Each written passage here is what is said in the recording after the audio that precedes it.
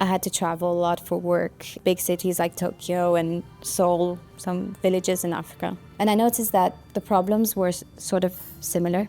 People relied on government structures that were never there to address their needs. For me, circles are a great way to bring power back to local communities.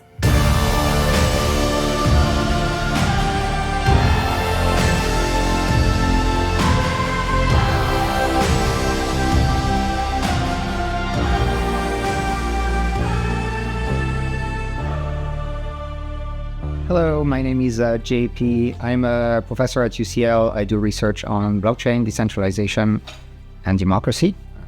That's why I'm here.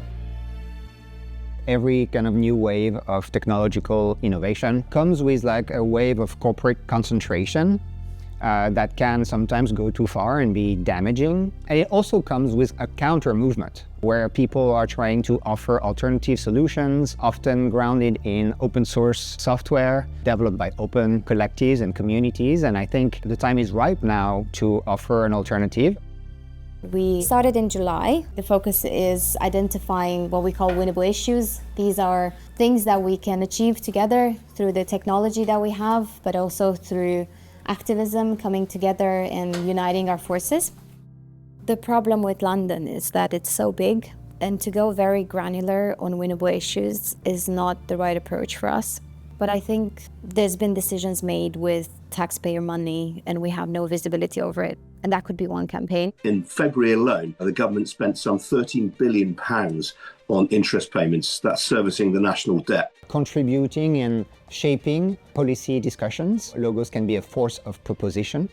Another campaign could look into the bigger problem, digital ID, chat control, this government mixed with big tech and surveillance. Digital ID treats every citizen as a suspect. It assumes that the state has the right to look over your shoulder.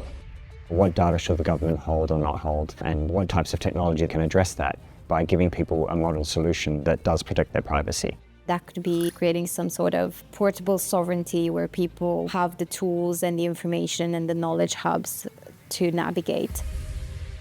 Sovereign technologies cannot be built on rented infrastructure. If your technology is not sovereign, that means it's not private. Logos is going to fill that particular technology gap. London's an interesting place. There are just particular types of problems, some of it around money, some of it around how people connect. I really think circles and people meeting and holding space for those conversations will be helpful.